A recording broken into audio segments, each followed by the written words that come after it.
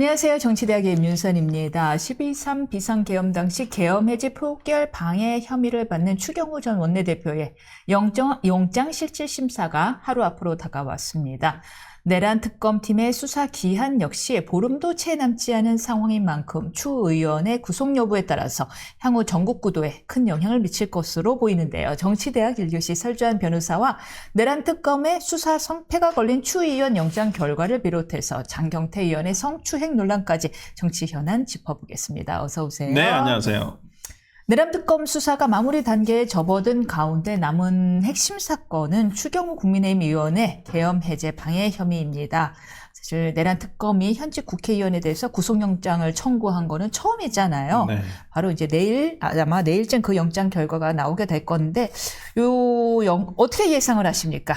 글쎄요, 법리적으로 판단한다고 한다면 저는 그렇게 높지는 않을 것이다 라고 생각이 드는데, 여기서 법리적으로만을 앞에 전제로 붙이셨습니다. 예. 그러니까 뭐 증거인멸의 우려, 범죄의 중대성, 뭐 혐의가 만약에 인정된다고 한다면 범죄의 중대성이 인정될 수 있는데, 지금 언론지상에 나온 것만으로는 어떤 범죄의 중대성 자체도, 어떤 소명 자체도 굉장히 어려울 수 있겠다. 이게 그러면 표결 방해 행위가 있었느냐, 여기과 관련해가지고 당시 많은 예를 들어 김재석 의원 같은 경우는 표결 방해, 당시 자기도 표결에 했지만은 추경호 의원 때문에 표결에 방해를 받을 만한 어떤 위협을 느끼지는 못했다. 오히려 표결을 방해하려고 했던 것은 국회 외곽을 둘러싸고 있었던 경찰들 아니냐, 출입을 방해하고 있었던 저는 그러한 내용이라고 보여요. 그리고 만약에 진짜 표결을 방해하려고 했었다면 국회에 있다가 당사로 갔었어야 되거든요. 물론 이제 중간에 왔다 갔다 하는 메시지는 좀 혼선이 있었습니다만은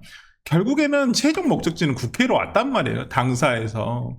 그렇다고 근데 이제 자기는 본인은 이제 원내대표실에 있으면서 표결에 들어가지 않았던 것이고, 그렇다고 한다면 추경호 의원이 당시 원내대표로서 국민의힘 의원들이 어떤 본회의장에 못 들어가게 할 의도로 진짜 그랬는가, 좀 그런 부분에 있어서는 어떤 범죄 소명도 조금 어려울 수도 있겠다. 좀 봅니다. 그냥 중앙일보에서는 당시 국민의힘 의원이었던 김상욱 의원 등의 발언을 이제 취재를 하면서 그러려고 했던 것은 아니냐라고 하는데, 방해 행위가 있었던 것 같다는 뜻이죠. 근데 김상욱 의원도 그게 어떤 본인의 주관적인 어떤 뜻이 포함된 내용이지 객관적으로 증명된 내용은 아니었거든요. 그렇기 때문에 저는 글쎄요, 도주 우려나 증거인멸의 우려는 없는데, 먼저 이제 범죄의 중대성에서 범죄가 소명됐느냐, 내일 만약에 영장 발부가 됐었을 때와 안 됐을 때 어떤 이유를 보면 우리가 확인할 수 있지 않을까 싶습니다.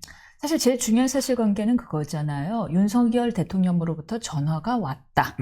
그리고 전화를 받은 다음에 문자 메시지를 보내서 또 집결 장소를 바꾸어 버렸다. 네. 그렇다면 이것은 내란 중요 임무에 종사한 것이 아니냐라는 건데, 추경호 원내대표가 그 전화를 받은 내용에 대해서 이야기한 적이 있나요? 어떤 내용으로 전화를 통한 것이다? 그 내용은 제가 이제 개인적으로 들었을 때는 원래 추경호 의원이 그날 저녁 때 그 오후에 대통령실에 전화를 해서 저녁을 같이 해도 되겠느냐 했는데, 그때 대통령실에서 거절을 했다고 해요. 그 당일날 12월 3일날 오후에. 왜 그러냐니까 대통령이 다른 일정이 있어서 좀 저녁을 같이 하기는 어려울 것 같다. 그래서 이제 추경호 원내대표가 당시에 이제 대통령실에 원래 가려고 했던 계획이 틀어지고, 당시 여의도에서 부장급 이상의 언론사 기자들하고 식사를 했다는 걸로 알고 있거든요. 약간 그것도 급조된 만남이었다고 전 들었어요. 그래서 이 계엄에 대해서 전혀 모르고 있었다는 거 어느 정도는 확인할 수 있었었고, 그리고 거기에 동조를 했느냐? 이 부분도 조금 그렇게 찾기는 고의 자체를 몰랐는데 그걸 동조했다라고 보기도 어려울 것 같고, 그 다음에 이제 대통령하고 통화를 한 것, 그러니까 홍철호 정무수석하고 통화를 한 것은 당연히 계엄령이 선포되니까 이게 무슨 일이냐, 그 사실 확인을 하기 위해 나타난 것이고, 지금 가장 문제가 되고 있는 건 대통령과의 통화도 문제가 아니에요. 1분 30초 정도의 통화에서 미리 알려주지 못해서 미안하다는 정도의 어떤 확인만을 받았고, 제일 문제는 지금 한덕수 강시 국무총리와 7분여간의 어떤 통화가 있었거든요. 계엄령 선포 이후에. 그러면 그때 어떤 7분 동안에 어떤 통화 내용이 있었느냐에 따라서 아마 이 범죄의 진짜 내란에 가담하려고 했는지, 아니면 정말 그래서 표결 방해 행위를 하려고 했었던 것인지, 아마 이런 부분이 나오지 않을까 싶습니다. 표결 방해 행위를 하려고 했다라고 한다면 그건 구속 사유인가요? 표결방해 행위가 그러니까 그게 또 나름 약간 시도는 했다. 그게 조금 만약에 진짜 시도를 했다라고 한다면 그게 진짜 드러나야 되겠죠. 우리가 형법책에서 배우지만은 내심의 마음 자체가 고의일 수는 없잖아요. 고의라는 것은 자신의 내심의 마음이 객관적인 외부적인 행위로서 나왔을 때 그걸 우리가 고의라고 하잖아요. 그렇죠. 내가 저놈을 언젠가 한번 손봐줘야지 하고 마음만 먹고 있는 건 고의가 아니죠. 내가 마음속에 뭐 촛불을 앞에 뭐 빌린다고 한들 그게 뭐 어떤 고의는 아니잖아요. 어떤 디디마는데. 그래서 저는 그런 부분에 있어서 조금 애매한 부분이 있다라고 좀 보이고요. 이제 좀 뭐 지금 이게 지금까지는 법리적이고요. 네, 특검에서 지금 뭐 더 보강 증거를 언론에 나오지 않은 보강 증거를 뭐 영장 실질심사 때 한다고 하고요. 뭐 제가 이건 할지 안 할지는 모르겠습니다만은 특검팀에서 어떤 영장 실질심사단에서 증인 신청을 하겠다. 영장실질심사에서. 그러니까 저도 그 얘기를 듣고 좀 놀랬어요. 뭐 변호사님도 잘 아시겠지만은 영장 실질심사에서 증인 신문을 하는 경우는 없잖아요. 그냥 진술서를 넣죠. 네. 진술서를 넣거나 아니면 신문 조서를 넣거나. 네, 보통 이제 수상 기록을 보고 판단하는 거예요. 그래서 뭐 그게 이제 시행될지 안 시행될지는 모르겠습니다만은 제가 그런 보도까지도 봤던 기억이 나서 한꺼번에. 그래서 제가 조금 이례적이긴 하다라는 생각이 들어서 정말 특검에서 추경호 의원에 대한 구속을 굉장히 신경 쓰고 있구나라는 생각이 좀 들어서 진짜 뭐 법리적인 부분만 따져봤을 때는 저는 그렇게 발부 가능성이 높지는 않다고 보는데 그런데 날짜가 주는 또 의미가 있지 않습니까? 그러니까 12월 2일 날 내일이죠. 12월 2일 날 영장실질심사를 받고 그 발표는 아마 12월 2일 날 밤늦게 또는 3일 날 새벽이 되겠죠. 그렇다고 한다면 그 부분과 관련해가지고 어떤 사법부, 그러니까 이 영장실질심사를 담당하는 판사 입장에서도 얼마나 부담될까요? 굉장히 부담된다. 여기는 특히나 또 민주당에서 우리가 얘기하겠지만은 민주당에서 이걸 가지고 계속 얘기를 하고 있잖아요. 정청래 대표가. 그렇기 때문에 굉장한 외압을 느끼고 있을 것이다. 저렇게 보입니다. 맞습니다. 지금 정청래 대표는요, 이 추 의원의 구속영장 심사를 앞두고서 기각되면 그 화살은 조희대 사법부로 향할 것 하면서 공개적으로 경고를 했습니다.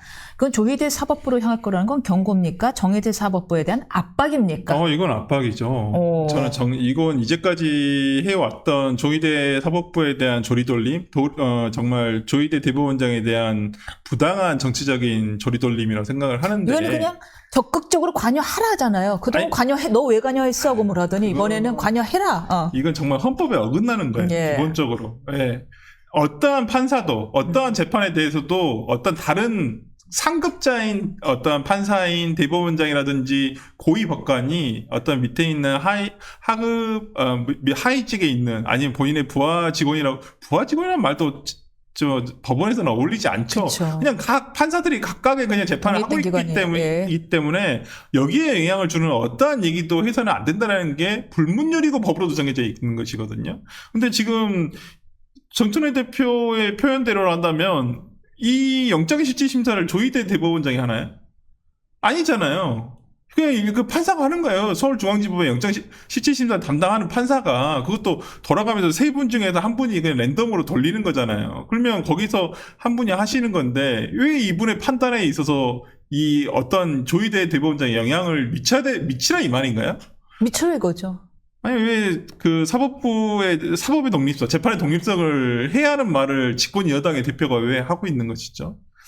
최근에 어떤 대통령은 사법부를 존중하라면서 검사에 대해서 어떤 퇴정한 것이 법권보역이다. 퇴정을 한 검사들에 대해서 감찰을 하고 수사를 하라고 하는데 왜 정청래 대표가 별로 이재명 대통령이 별로 좋아하시진 않나 봐요. 서로 법권모욕이라고 보시나요? 엇박자 내는 그 메시지를 계속 지속적으로 내시는 거 보면 또 한 번 엇박자다. 좀 저는 이해되지 않고요. 굉장히 바람직하지가 않다. 부당하다.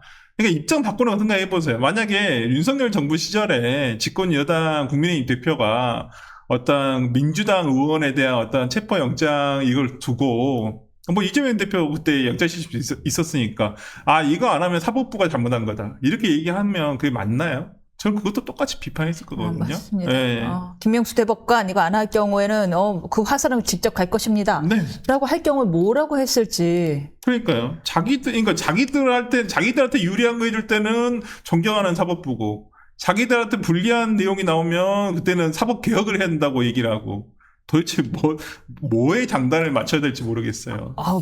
우리 보는 저희가 극한 직업이에요. 나는 예전에는 약간 이 패널들이, 방송 나오는 패널들이 극한 직업이다라고 생각했는데, 이제는 저희가 극한 직업인 느낌이 듭니다. 너무 뻔뻔하게 검사들 집단 퇴장한 것을 가지고서는 국기 물러내고 법관 모독이다. 아니, 지금 조희대 대법관 불러갖고 조리 돌림한 사람들이 지금 무슨 얘기를 하고 있는 거야? 그러니까 왜 민주당은 뭐 조요토미 히데요시라고 하는 물론 그 사람은 무소속입니다만은. 민주당은 본인은 불렀기 때문에. 민주당 민주연구원장이라고 뭐 당시에도 어떤 자기 페이스북에 밝히고 있었다시피 출석도 했죠. 네, 전직인지 현직인지 모르겠습니다만은 어쨌든 민주당과 상관이 없는 분이 아니신데 그런 분이 한 거에 대해서는 사법부 수장에 대한 어떤 그런 조롱성 모욕에 대해서 왜 아무 말도 안 하시고 계시다가 청문회 대상으로 삼는다는 둥 부른다는 둥 해놓더니 그러고서는 뭐 나가는 건 법관 모독. 네. 와, 정말 저는 보는 사람이 힘듭니다. 어떻게 이렇게 뻔뻔할 수가 있는지요. 네, 다른 사람인가 봐요. 그날 해리성 기억장애인 것으로. 네. 그런데 이제 영장이 발부될 경우, 기각될 경우 각각의 영향 어떻게 보십니까? 만약 기각이 됐다. 기각이 되면 아무래도 이제 내란 특검에 대한 어떤 특검 전반에 대한 내용들이 평가가 굉장히 인색해질 것이다. 뭐 정부 여당에서도 지금 어저께 조성래 의원이 이제 분명히 얘기를 했죠. 어떤 또 다른 특검을 또 준비를 해야 되는 거 아니냐. 이 3특검이 너무 부실했다. 더 특별한 특검, 네, 더 특검. 아니, 근데 특검을 미치겠네. 3개나 하고 있는데, 그리고 그러면 거기에 들어간 수백억의 예산은 도대체 뭔지 모르겠어요. 그리고 특검의 내용, 특히나 제일 문제 있는 특검이 뭐냐면, 저는 뭐 내란 사건과 관련한 특검은 뭐 이건 우리가 예상을 했던 것이니까, 그것 다 손 쳐요. 김건희 특검하고 해병대 특검은, 최해병 특검은 완전 엉망인 특검이에요. 특히나 최해병 특검은 완전 엉망이다. 100% 엉망이에요. 뭐 영장은 영장대로 발부가 안 돼. 이게 그래서 도대체 기소를 하고 재판을 할 텐데 공소 유지가 될 수도 있는지 구속된 사람 딱 한 명 있죠. 의문이야. 아니 임성근 사단장도 구속됐는데 그것도 이 특검의 본질이 뭐였냐면 외압 수사였잖아요. 외압에 대한 내용이 아니었어요. 당시 업무상 과실치사와 관련한 내용으로 증거인멸의 우려가 있다. 이래서 어떤 임성근 사단장이 이제 구속이 된 거지. 외압이 구속 대상이고 수사 대상이면요. 지금 정청래 대표부터 수사해야 돼요. 그럼요. 이게 뭐예요? 맞죠? 이게 외압이에요. 네. 그렇죠. 아니, 그러니까 그때도, 그러니까 밝혀낸 건 윤석열 대통령이 그냥 버럭 화를 냈다. 이거거든요. 그냥 화를 내고 그 다음 어떡할 거냐고요. 그래서 지시를 했냐고요. 그 수사기록 다 가져와. 이거 수사 못하게 해. 이렇게 했냐고요. 그게 더 정확해야 되는 거예요. 근데 거기에 관련한 내용이 하나도 없잖아요. 저는 왜 수백억의 정말 예산을 들여서 그런 특검팀을 했는지, 정말 이 특검에 대한 예산 낭비라고 본다고 한다면, 민주당에도 이런 좀 정치적인 책임을 최소한 져야 되는 거 아닌가. 아니면 스스로 어떤 민주당에서도 이런 특검 우리가 조금 남용했던 것 같다. 이런 내용이 나와야 되는데 이제는 더 센 걸 하겠다고 하니까. 그래도 안 나오잖아요. 예상합니다. 자기들이 특검으로 들어갈 겁니다. 어떻게든 죄가 나올 때까지. 더 이해가 안 되는 건 지금 검찰의 수사권은 다 없애자. 이미 가결을 했고 그렇게 지금 내년을 향해서 지금 가고 있는데 특검은 뭡니까? 수사권과 기소권을 다 가지고 있는 거예요. 왜 이걸 이렇게 좋아하는 거예요? 그럼 이해가 안 돼요. 그러면 안 해야죠. 특검도. 이해 안 됩니다. 만약에 영장이 기각될 경우는 그러한데 발부될 경우에는 어떻게 될까요? 발부될 경우에는 지금의 이제 민주당 플랜은 아마 내년 지방선거를 대비해서 이제 위원장단 해산 심판을 청구를 하겠죠. 국민의힘에 대해서.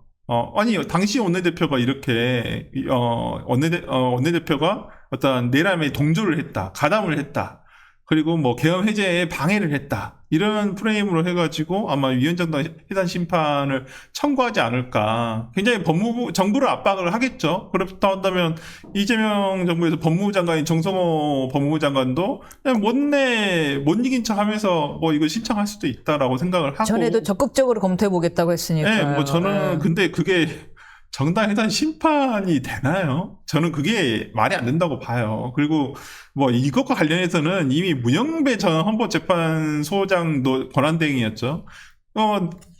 윤석열 대통령의 어떤 파면을 8대0으로 이끌어낸 문영배 재판관 자체도 이건 어렵다. 그랬어. 왜 말이 안 된다. 인터뷰 요즘 강연 많이 하고 다니시니까 이게 말이 안 된다. 특히나 뭐 거기서 우리 다 생생하게 기억하고 있듯이 대통령의 계엄 선포가 있자마자 한동훈 대표는 와가지고 이건 불법적인 계엄 선포다. 위헌위법적인. 뭐 얘기를 분명히 했거든요. 그렇기 때문에 그리고 본인이 표결권은 없었지만은 독려했죠. 네, 본회의장에도 같이 들어갔었고 당시 18명의 의원들과 그다음에 지금의 당대표인 장동혁 대표도 당시 표결장에 있었었어요. 그리고 계엄 해제에 한 표를 던졌단 말이에요. 맞습니다. 그렇기 때문에 이걸 가지고 어떻게 위헌정당 해산 심판을 될 수 있는지 안 된다 해도 지금 아마 지금 민주당 입장에서는 무조건 해야 된다. 왜냐면 이게 결론이 금방 안 나니까요. 만약 한다면 장동혁 대표 입장에서 이거는 호재일까요? 악재일까요?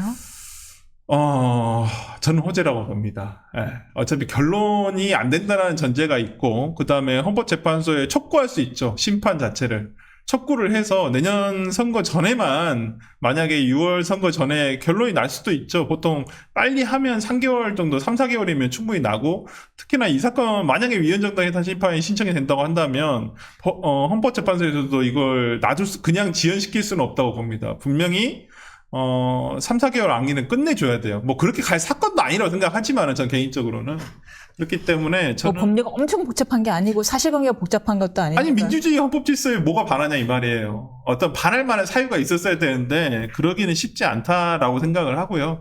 그러니까 윤석열 대통령과 국민의힘을 분리를 해야죠. 정부와 그다음 당이 국회의회의 권력이었잖아요. 분명히 다릅니다. 어떤 당원이 그랬다 해서 당원의 1호 당원이라는 표현도 그냥 그 표현에 불과하지, 수십만의 당원 중에서 한 명인데, 어떤 당원의 한 사람의 어떤 불법적인 걸 가지고 그 정당, 소속된 정당을 위헌정당 해산 심판할 수 있는지, 그 부분은 좀 의문이긴 하거든요. 장경태 의원 얘기로 넘어가 보겠습니다. 지금 장경태 의원의 성추행 의혹 얘기가 지난 주말 계속 뜨거웠고요. 장 의원이 긴급 기자회견을 열었습니다. 이 사건은 전혀 그러하지 아니었고 성추행 사실은 없었고 이 사건은 데이트 폭력이자 도찰 사건이다라면서 새로운 프레임을 제시했습니다. 요 사건 어떻게 좀 의혹의 진위 어떻게 파악하고 계십니까? 당연히 네. 대한민국은 무죄 추정의 원칙이 규정되어 있기 때문에 네. 저는 이 사건에 있어서 장경태 의원에 대해서 무죄 추정의 원칙 적용될 수 있다고 봅니다. 충분히 본인도 그렇게 주장할 네. 수 있다고 보고요. 그렇지만은 어제 해명 하루 전인가 아마 이 예고를 할 때는 굉장히 결정적인 증거가 있을 것이다라고 했는데. 일단 하나는 결정적인 증거가 제시가 안 됐다고 저는 판단이 되고요. 장 의원 측에서 네, 장 의원 측에서 제시한 증거가 있는지 없는지도 모르겠지만은 언론에서 다뤄질 만한 어떤 유의미한 증거가 있다고 보기에는 굉장히 어렵다고 보고 첫 번째가 데이트 폭력이다.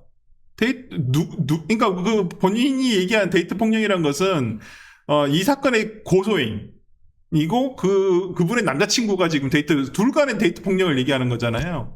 근데 왜 거기에 대해서 왜 본인이 얘기를 하죠? 그리고 그 데이트 폭력에 어찌 보면 그 남자친구라는 분이 와가지고 본인의 뒷덜미를 잡고 도대체 자기 여자친구랑 뭐 하는 거냐 도대체 이렇게 따졌을 때 일반적인 경우라면 만약에 진짜 일반적인 경우라면 나와 무관한 일이잖아요.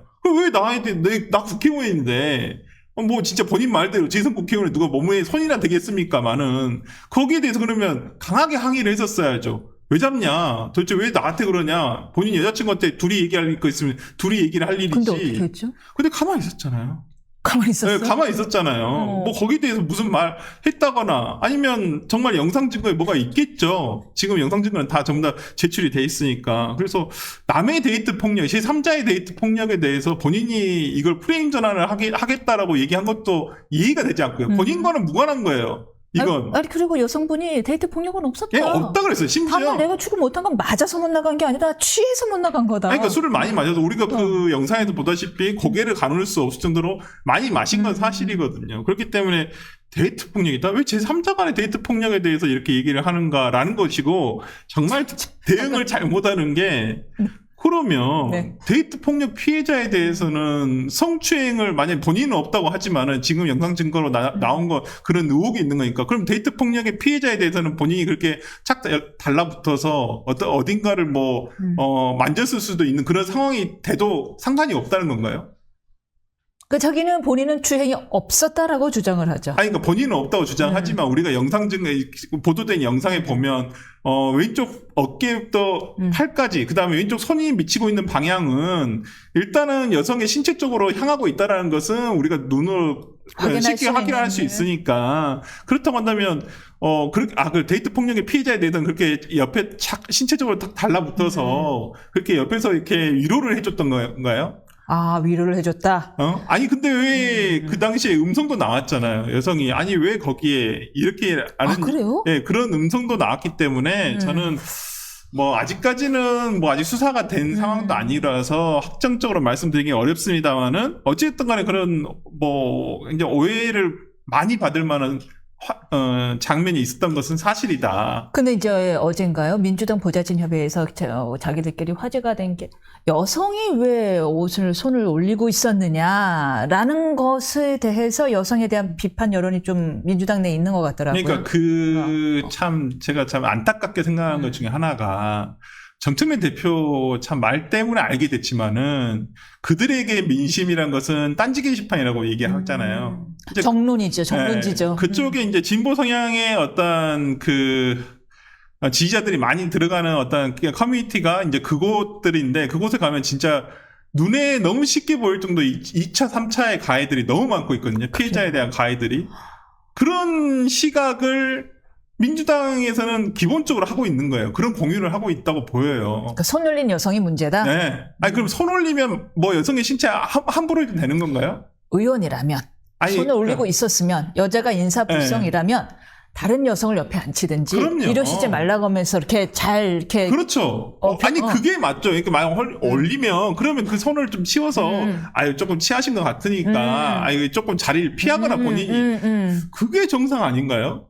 그럴 것 같아요. 만약에 제가 남자인데 여자분이 취하고 나한테 막 이러고 있어요. 그러면 아이고 다른 사람 눈도 있고 누구한테 좀 바꿔달라는 신호를 보낼 것 같아요. 그럼요. 취하신 것 같으니까. 그럼요. 아니 좀 당시에 보면 화면에 보면 다른 여성분도 계셨었잖아요. 그러면 그 상황을 적극 이용할 것이 아니라. 네, 그래서 그냥 여성분이 여기 좀 취하신 것 같으니까 좀 부축 좀 해드려라라고 얘기하면서 본인이 자리 뜨면 되잖아요. 어차피 잠깐 아는 같이 예전에 같이 알았던 보좌관의 어떤 연락을 받고 온 거라고 한다면 그 자리에서 계속 즐길 것도 아니었었고 저는 그렇다면 그렇게 자리를 뜰 수 있는 상황임에도 불구하고 그렇지 않고 오히려 어떤 부적절한 일이 있었다는 부분 그리고 본인이 그 부분을 야기한 거예요. 본인이 그걸 했지 누가 만지라고 시켰습니까?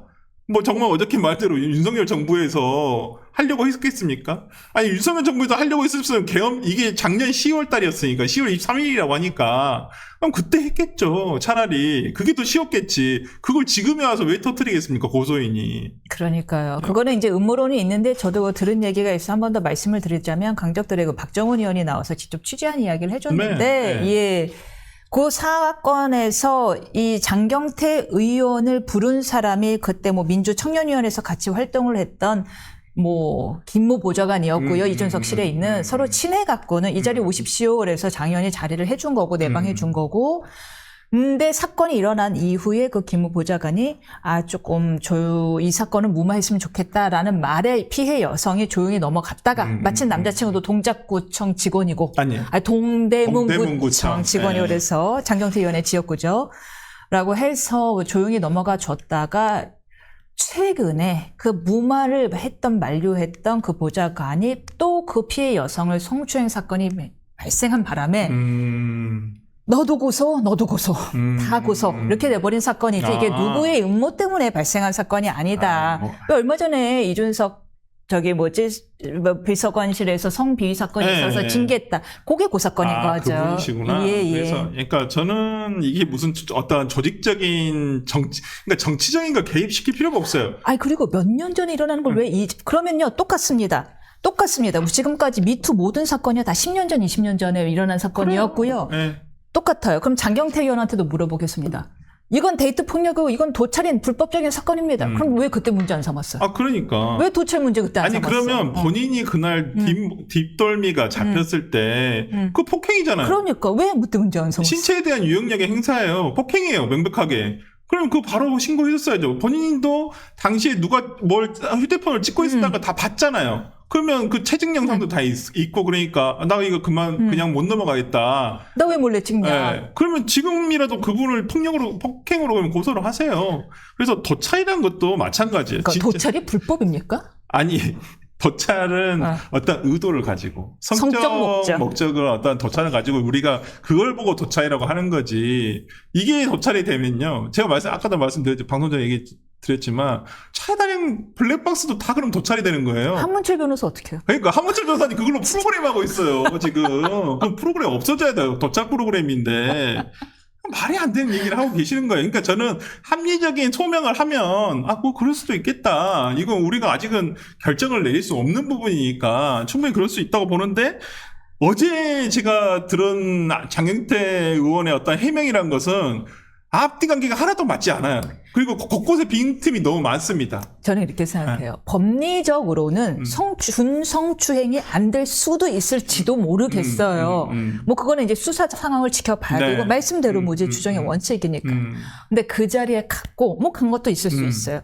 취한 여성이 내게 몸을 기댔는데 거기서 좀 만류해주지 못하고 의원으로서 어떻게 좀 사회 보온을 보이지 못하고 옆에서 손이 어떻게 그 근처에 가 있었던 행위는 내가 조금 처신이 잘못됐습니다라는 기본 태도를 가져야 되는데 도찰이고 데이트 폭력입니다라는 그 당당한 태도. 어제는 마음이 급했어요. 제가 보니까 어떻게든 이걸 없는 일처럼 만들고 싶다는 생각 때문에 무리한 아마 주장을 준비를 해왔을 거 아니에요. 굉장히 제가 봤을 때는 마음이 급했다. 그 정도가 아니죠. 네. 올 3월에 작년 10월에 이 사건이 난 다음에 올 4월에 국회의원을 때리면 가중처벌하는 법안 발의하셨잖아요. 네. 그때 한동훈 대표가 그래서 페이북에 올렸죠. 국회의원은 맞으면 더 아픕니까? 그럼 그러니까 무엄하다잖아요. 이 사건이 배경이 됐는지 어떤지는 모르겠습니다만은 예. 참 무리한 입법이라고 생각을 하고 예. 어저께 장경태 의원이 만약에 어저께 주장한 내용을 수사기관에 가서 대답을 하면요. 수사관이 아마 그럴 거예요. 쓸데없는 얘기하지 마시고, 그러니까 추행을 하셨냐 안 했냐 이것만 얘기를 물어볼 거예요. 당시에 목격자도 많아요. 촬영하신 분들 다 참고인 조사 받을 거고요. 그 자리에 있었던 분들 다 참고인 조사 받을 겁니다. 그리고 피해자의 진술이 성범죄에서는 가장 중요합니다. 여기 그냥 수치심을 느꼈다, 성적 수치심을 느꼈냐 안 느꼈냐는 피해자가 아는 것이지 제3자가 가해자는 알 수도 없고 제3자는 알 수도 없는 거예요. 근데 당시에 어떤 정황이라든지 이런 부분 등이 조금 장경태 의원에게 유리하지만은 않다. 예. 또한 보좌관실에 있다는 거는 근데 계속 여의도만 묻겠다는 이야기인데 보좌관실에 있는 사람이 아무리 다른 당이더라도 재선 의원을 고소한다는 것은 쉽지 않아요. 예, 쉽지 않고 그 피해자 측에서 밝혔지만 자신의 선임과 연관된 사람이잖아요. 그렇다고 한다면 더더욱 어떤 형사 고소를 하기는 쉽지 않을 것이다 생각이 좀 들고요. 저는 진짜 이 민주당에서 보이고 있는 이 행태가 너무나 더 문제다 보여요. 인식 자체가 너무 잘못되어 있다는 거예요. 그 여성이 잘못했다라는 N차 가해는 뒤로 하고라도 진짜 그것 자체도 너무 큰 범죄지만 오히려 지금 어저께 장경태 의원은 그랬죠. 남자친구를 특정을 했고 그 남자친구에 대해서 동대문 구청장이 감찰을 해야 된다. 자신의 권력을 이용한 범죄를 저지르려고 하고 있는 거예요. 대통령 자기 때리면 더 벌 받아야 된다는 사람인데요. 그러니까요. 그리고 그 다음에 김민주 부대변이 그런 사람이 아니다. 장경태 의원은 그런 사람이 아니기 때문에 내란 세력에는 장경태 의원이 눈에 가시였다.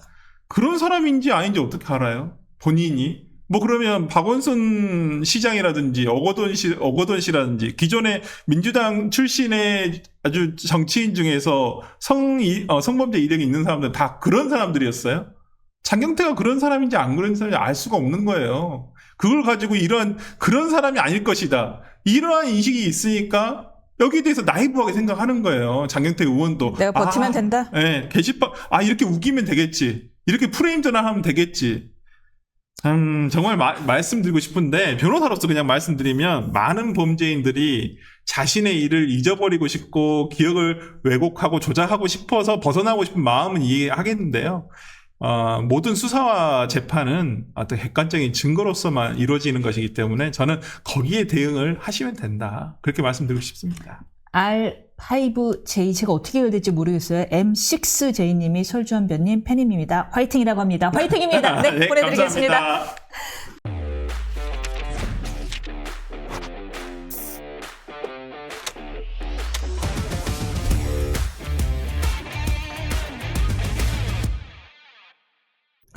계엄 1년을 앞둔 국민의힘이 계엄에 대한 지도부의 공식 사과 문제를 놓고서는 최악의 내부 갈등에 부딪힌 모습입니다. 내년 지방선거를 앞두고 중도층 확장을 위해서는 확실한 사과와 반성이 필수적이라는 요구와 내란몰이에 굴복해서는 안 된다라는 반발이 부딪히면서 그야말로 딜레마에 빠진 건데요. 정치대학 2교시 노정태 위원과 그 딜레마에 관한 이야기 짚어보겠습니다. 안녕하십니까? 안녕하세요. 계엄 사과를 해야 한다, 말아야 한다. 정말 극한 갈등입니다. 사과, 진심으로 해야 되고, 사람 마음이 움직일 때까지 해야 돼요. 결국 사과는 행동을 동반해야 된다라는 의견과, 아니, 그만큼 할 만큼 했다, 많이 했다, 아이가 하는 의견 부딪히고 있는데, 어떻게 보십니까? 이게 할 만큼 했다 이런 말은 사실 적절치 않고, 왜냐하면 지도부 차원에서 그런 말이 나온 적이 없으니까. 그러니까 한동훈 대표가 갈린 다음에는 김용태 비대위원장이라고 해야 되나 했죠, 선거 때. 딸렸다. 그러니까 뭐가 이렇게 따라가는 분위기가 아니었고, 이제 물론 그때는 뭐 빨리 하면 좋다 이런 거였지만 그 얘기가 나오니까 다들 막 애써 무시하고 막 그랬잖아요. 그런 식이면 곤란하죠. 그러니까 지금 이게 방금 우리가 장경태 얘기를 하고 있었으니까 장경태 의원의 행동을 보면서 사람들이 되게 당황하는 거잖아요. 물론 그건 형사적인 범죄가 있고 뭐 그렇지만 뭐 이쪽도 형사적인 범죄니까. 아니 장경태예요? 뭐 사과할 걸 사과하지 않고 추정의 원칙이죠. 예. 엉뚱한 곳에다 대고 계속 막 이렇게 난리를 치고 있는 게, 이게 해야 될 말을 할 타이밍에 하지 않으면 점점점 일이 커지게 되거든요. 이런 거죠. 그러니까 애초에 김용태 비대위원장 같이 그런 뉴페이스까지 들이밀었으면 그러면 그때 매듭을 짚고 넘어갔어야 됩니다. 근데 그때 뭐 결국엔 어영부영 해가지고 그냥 뭐 쇄신안 내밀어도 다 묵살하고 무시하고 넘겼잖아요. 이래 놓고서 지금 와가지고 지지율이 뭘 해도 안 올라가죠. 그러니까 심지어 민주당에서 지금 터진 게 몇 개입니까? 뭐 부동산 15 정책 나왔지, 뭐 지금 일일이 기억이 나지 않을 정도로 수많은 이슈들이 막 터졌는데 오히려 민주당하고 지지율 차이는 정당 대 정당 지지 차이는 더블 스코어. 이재명 대통령은 갤럽 기준 60%. 이게 그럼 이거는 원인은 단 하나예요. 일반적인 국민의 눈높이로 볼 때는 계엄 문제가 일단락이 되지 않았다는 거고, 일단 국민의힘 여러분들은, 그러니까 계엄 사과 반대하시는 분들은 이게 얼마나 큰 일이었는지 좀 실감을 할 필요가 있다는 겁니다. 그러니까 제가 계엄 사과를 해야 된다 이런 말을 하면은 민주당이 그때 뭐 너무 입법부를 틀어막고서 뭐 예산을 끊고 어쩌고 했고 그러는데 다 맞아요. 저는 그때는 그걸 다 비판해 왔습니다. 충분히. 정말 열심히 비판해 왔는데, 그럼에도 군대를 동원해서 국회에다가 선관위에다가 집어넣은 그 순간 이건 완전히 차원이 다른 얘기가 된 거고, 여기에 대해서 정당으로서 정당의 구성원 전부가 일단 한번 죄송합니다. 우리가 어쨌건 윤석열은 끝까지 국민의힘 대통령이었으니까, 물론 우리 중에는 뭐 결백한 사람도 있고 뭐 아닌 사람도 있고 뭐 하겠죠. 아니면 심정적으로는 동의하지 못할 사람도 있겠지만 어쨌건 대외적으로 그런 모습을 보여야 됩니다. 확실하게. 대외적으로 보여야 하고, 그 다음에는 중요한 게 그거죠. 아무리 사과하면 뭐합니까? 남녀간에 미안해 뭐합니까? 행동이 변해야 그쵸. 되잖아요. 행동이 변하지 않은 상태에서 미안해 하면서 과거와 같은 행동을 하고, 내가 싫다는 사람들이랑 계속 어울리고, 나 미안해. 그 사람들이랑 술 먹었어. 미안해. 근데 그 다음 나왔더니 또 그 사람 술 먹고 있어. 그 사람 또 그쵸. 게임하고 있어. 그 사람 또 그게 뭐가 미안한 거죠? 그러니까요. 그러니까 계엄이라는 게 얼마나 큰 일이었는지 실감을 못 하시는 분들을 위해서 한 가지 사례만 말씀드리면, 제가 알고 있는 어떤 그 좀 젊은 친구가 있는데, 그때 딱 계엄 터졌을 때 공군 방공포대에 있었어요. 서울과 수도권 상공은 뭐든지 뜨면은 다 레이더에 걸리게 돼 있거든요, 당연히. 신고되지 않은 헬기가 서울 중심부를 향해서 날아가고 있는 게 방공포대에 포착됐단 말이에요. 규정상으로 쏴야 됩니다. 네. 쐈으면 어떻게 됐겠어요? 그거 우리 군인이 하고 있는 건데, 우린 뻔히 아는데. 이런 식의 딜레마에 놓인 군인들이 한둘이었겠냐고요. 얼마나 끔찍한 일을 저지른 겁니까? 지금 대한민국 군인들 인식 수준이 다 엄청 높아졌고, 윤석열 전 대통령과 윤석열과 같이 쿠데타에 계엄에 가담했던 그 일부를 제외하고는 다 모두 상식적이고 건강한 상식적이고 판단력이 매우 좋았고, 심지어 거기 끌려갔던 사람들도 굉장히 양심적이고 판단력이 좋았기 때문에 국회에 진입하는 척만 하고 유리창 몇 개 깨서 그냥 액션 좀만 보여주고 제대로 진압도 하나도 국회를 진압도 안 했잖아요. 군인들이 저항한 거거든요. 그 무고한 우리 젊은 군인들이 예. 서로들 간에 총불임이 나서 다 죽을 뻔했다. 아, 예. 계엄이라는 하룻밤 그 행동으로 이렇게 그냥 단순한 이벤트야. 우리 아무도 안 죽었잖아. 아무도 안 다쳤어 하고 넘어갈 일이 전혀 아니다라는 취재. 피해자가 뭐 없었다 뭐 이런 말씀 지금 이제까지도 하시는 분들이 계신데 진짜 그런 식으로 말하면 안 됩니다. 결과론적인 얘기죠. 그 상황에 놓여 있었던 수많은 청년들이 얼마나 충격과 공포와 혼돈과 인격적 모멸감을 느꼈는데요. 그것만으로도 엄청난 피해입니다. 어제였나요? 장동혁 대표가 결국엔 유감을 책임을 통감한다라는 메시지를 내기는 했습니다. 보셨지요? 근데 예. 뭐 어떤 식의 퍼포먼스가 나와야 될지는 제가 잘 모르겠고 제가 이제 정치인으로서 뭐가 있는 게 아니니까 정치인의 감각이라는 게 있겠죠. 근데 충분하지 않다는 건 본인도 알고 있습니다. 그러면은 거기에 맞춰가지고 뭔가 더 액션이 나와야 돼요. 그리고 말씀하신 것처럼, 그러니까 발언도 나오고 말씀하신 것처럼 어떠한 종류의 액션이 나와야 되는데 그게 뭐가 될지는 잘 모르겠어요, 솔직히. 왜냐하면 지금 민주당에서 막 반대로 막 어떻게든 막 없는 죄까지 만들어서 엮으려고 노력을 하고 있지만 실제로 가담자, 주모자들은 다 이미 서울구치소에 가 있다고 해도 무방하니까. 근데 어쨌거나 뭔가를 더 보여줘야 됩니다.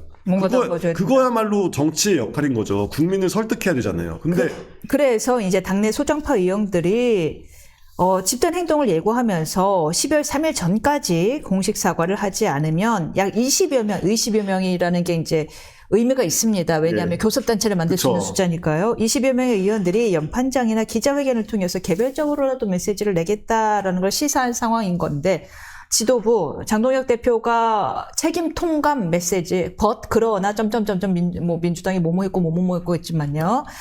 자, 요 이상의 어떤 메시지를 낼 것으로 예상하십니까? 그거를 예상을 하는 게 솔직히 무의미한 것 같고 그냥 희망사항만 얘기를 계속 하고 싶습니다. 네. 제발 큰 정치를 하시고 그리고 제발 큰 정치. 좀 자신이 어떤 상황에서 마운드에 선 투수인지를 인식을 해야 돼요. 지금은 패전 투수입니다. 솔직히 패전 상태고 패전 상황의 마무리나 중간계 투수라는 사실을 인식을 하고 최대한 데미지가 적게 해서 이번 이닝을 넘기는 게 나에게 주어진 정치인으로서의 현재의 역사적 소명이라는 사실을 인식을 해야지. 지금 자꾸 본인의 뭐 대권 꿈이 있고 뭐 하니까 왠지 이렇게 내가 길거리 나가면 와 해주는 요 사람들을 잃을 수 없다는 생각에 계속 그러고 있는 거잖아요. 그러면 안 된다고요. 우리랑 약간 사고가 다르나요? 우리는 정당의 목표는 수권이라고 생각을 하잖아요. 선거 이기는 것, 정권을 가져오는 게 그게 이제 정당의 목표라고 생각을 해왔는데 우리가 생각하는 목표랑 이분이 생각하는 목표랑 다른 걸까요? 당 대표. 그러니까요. 너무 상황을 잘 이용하고 있는 거잖아요. 그러면 그쵸. 나는 그 함준 세력 이용해서 나는 당 대표 한다. 예, 계속 당 대표를 하고 1.5선으로. 예, 뭐 그런 식의 판타지만 가지고 있는데 이래 가지고는 정당이 지금 정말 문자 그대로 형해화되게 생긴 상황이어서 이게 안 됩니다. 이런 식이면 지금 뭐 민주당이 뭐 전횡을 부리고 어쩌고 하는데 민주당은 더한 짓도 할 수 있는 자들이고 그거를 군대를 동원하지 않고도 할 수 있을 정도의 세력과 이미 말하자면 이제 뭐 그람시식으로 말하자면 하부 구조를 굉장히 많이 장악해 놓은 상태예요. 여기서 꼴랑 부대 몇 개 보내가지고 국회에 보낸다고 해서 뭐가 될 거라고 생각했던 것도 웃기지만 그거를 국민들을 그걸 납득을 시켜가지고 수습을 시켜가지고 정권을 다시 찾아올 수 있을 거라 생각하는 것도 너무 말도 안 되는 거죠. 아니 트럼프랑 이재명 만나기 전까지는 트럼프가 다 해줄 거야. 뭐 트럼프가 뭐 이재명이 미국 가면은 뭐 델타포스가 체포해 줄 거야. 뭐 이런 소리나 하시던 분들이 지금 와가지고 또 트럼프가 그런 거 안 해주니까 이젠 또 뭐 다른 메시아를 찾고 다른 구원자를 찾고 이러고 있는데 아닙니다. 구원은 셀프고 스스로 마음을 고쳐먹고 아 내가 지금까지 해왔던 판단이 잘못됐구나 라는 걸 인정하지 않으면 안 돼요. 선결집 후 확장 정책인데 예. 중도가 기다려 준답니까? 게다가 문제는 그렇게 해서 결집이 되냐. 이게 어느 나라나 극단적인, 그러니까 이건 우파만의 문제가 아니에요. 극단 좌파도 마찬가지인데 이념이 극단적이면 극단적일수록 어떤 현상이 벌어지냐. 내가 그 이념을 가지고 있다는 사실이 너무 중요해요.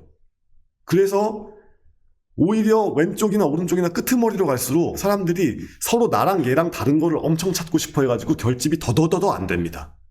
더더더더 선명성 예, 경쟁. 더더더 선명성. 이게 정체성 정치라는 게 바로 이런 거예요. 지금 본인들이 정체성 정치를 하고 있는 거예요. 더더더더더 예. 지금 그래서 당성이라는 표현까지 그러니까요. 사용하면서 당성 지금 감별을 하고 있는데 바로 그 논란입니다.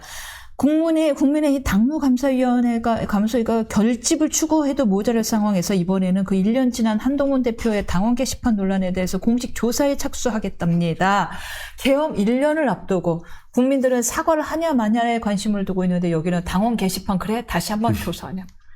아이고 이거 어떻게 봐야 됩니까? 아니 그리고 윤리위원회 여성한 위원장 변호사 저희도 나왔죠. 예, 사퇴하셨잖아요. 아예 못 봐주겠다. 사퇴인가요? 쫓겨난 건가요? 뭐 자의반 타의반이라는 예. 아름다운 표현이 있으니까. 예. 아니 이런 식의 정당을 이런 식으로 굴리면서 국민 일반이 표를 찍어주길 바란다는 것 자체가 말이 안 되는 거고 지금 그 한 줌에 계시는 분들도 어쨌건 기본적으로는 이길 수 있는 정당이 되기를 바라는 표심이 아직까지는 있기 때문에 그 사람들까지 떨어져 나가면 10% 이하로 떨어져요. 그러면은 그 옛날에 자한당 시절에 그 더 오른쪽에 있었다가 처참하게 망했던 그 결과가 있는데 그걸 또 반복하겠다. 그 아인슈타인이 했다고 알려진 명언이 있잖아요. 똑같은 행동을 반복하면서 다른 결과가 나오길 바라는 것은 미친 짓이다. 아니 이미 결과가 어떻게 나올지 뻔히 알면서 왜 이러냐고요. 이건 의도적인 거 아닙니까 약간? 어떤 의도요? 아니 당이 그러니까 내전이니까 내전을 하고 있다고 지금 생각을 하고 있고 내가 조금 더 안전한 중앙에 있다고 생각을 하니까 이렇게 막 떨어져 나가면은 나의 상대 지분이 높아지잖아요. 아하. 그러니까 당은 가난해지건 말건 그러니까 당은 황폐화되건 말건 분수위로 따지면 뭐를 줄여버리는 거네요. 예, 그렇죠. 분모를 줄여버리는 거죠. 분모를 줄여버리면 내 지분은 퍼센티지는 점점 예. 높아지니까. 예, 그렇죠. 자사주 소각 같은 거 하는 거죠. 말하자면 아이고. 이게 이래서 사람들이 그러니까 약간 이제 뒤에 나올 얘기랑도 연결이 약간 그러면 되지만 착시네 착시. 오. 예, 그렇죠. 그러니까 왜 국장 안 하냐, 왜 미국 주식에 투자하냐, 뭐 이랬을 때 우리나라 대주주들이 되게 희한한 행동을 많이 하잖아요. 그 중에 하나가 이제 막 자신의 지분을 늘리기 위해서 멀쩡한 계열사 잘라가지고 독립상장 시켜가지고 뭐 어떻게 하고 막 이러면서 자기가 가지고 있는 주식 가격이 안 오르면서 지분율만 유지하려고 하는 딱 그 짓을 하고 있는 거죠. 딱 그 짓을 하고 있는 거다. 그 한동훈 전 대표의 당원 게시판 논란. 그래서 만약에 사실 한동훈 대표도 다시 또 격분하는 모양새를 보였고 당에 퇴행하는 모양새다. 이건 당의 퇴행이다라고 했고 윤 대변인도 분노했습니다. 그렇게 되자 이쪽에 장동혁 대표 측 사람들은 그거 봐라. 찔리니까 저런 거다. 이런 반응이거든요. 그래서 만일 정말 그것이 가족들 것으로 밝혀졌을 때 예. 한 대표에게 정치적으로 타격이 갈까요? 그거는 본인 하기에 달렸습니다. 아니 뭐 사람인데 실수할 수도 있는 거고 실수라기보다는 그냥 뭐 찌질할 수도 있죠. 가족이 화난 것일 수도 있는 화났건 찌질했건 어쨌든 근데 게시판에는 원래 익명 게시판에는 화내라고 쓰는 거 아니에요? 근데 그런 허접한 인간적 정서를 가지고 있다는 사실을 나의 가족이 그런 걸 가지고 있어서 좀 뭐 죄송하게 됐다라는 거를 스무스하게 넘기는 게 정치력이지 그게 없다고 막 하면서 빌미를 주는 거는 정치를 좀 못 하시는 거죠. 그러니까 이게 뭐 우리 차라리 인정할 건 인정하는 게 낫다라는 말씀이시죠. 같이 지니어스도 하셨던 그 이렇게 뭐랄까 남 속 긁는데 지니어스인 이준석 대표가 네. 남을 약 올리고 천부적이죠. 속을 긁는데 천부적인 재능을 가지고 있는 이준석 대표가 그렇게 얘기했잖아요. 그러니까 이건 마치 처음에는 옹호해 주는 것처럼 얘기를 하다가 옛날에 그 뭐 해경궁 홍씨인가 해경궁 김씨인가 그거 사건 났을 때 김씨. 그 아이디가 아무리 봐도 이재명 대통령의 부인 같지만 뭐 그게 그렇다고 해서 그게 큰 여론 조작이냐. 그러니까 드루킹 같이 정말로 사무실 만들어가지고 댓글 부대를 만들어가지고 막 댓글을 막 몇만 개씩 쓰고 이런 식으로 여론을 조작하려고 하면 그거는 형사처벌의 대상이지만 설령 해경군 김씨 같은 거라고 해도 그냥 우리가 가지고 있는 어떤 그런 인간적인 좀 찌질함일 뿐이다.